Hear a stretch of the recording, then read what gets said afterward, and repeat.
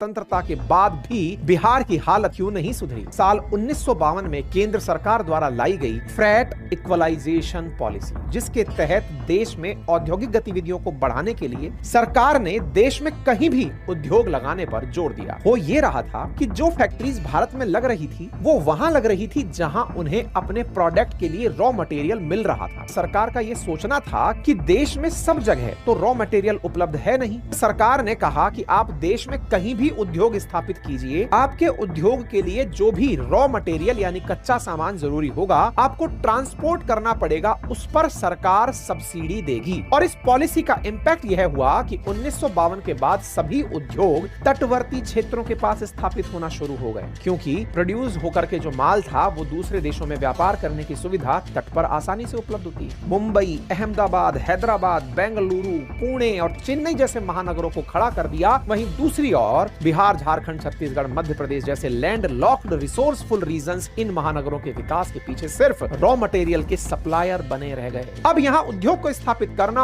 और भी ज्यादा मुश्किल हो गया, जिसके दो बड़े कारण थे। पहला, पॉलिटिकल इम्बैलेंस और दूसरा, बिहार के किसानों के पास मौजूदा कम साइज जमीन का।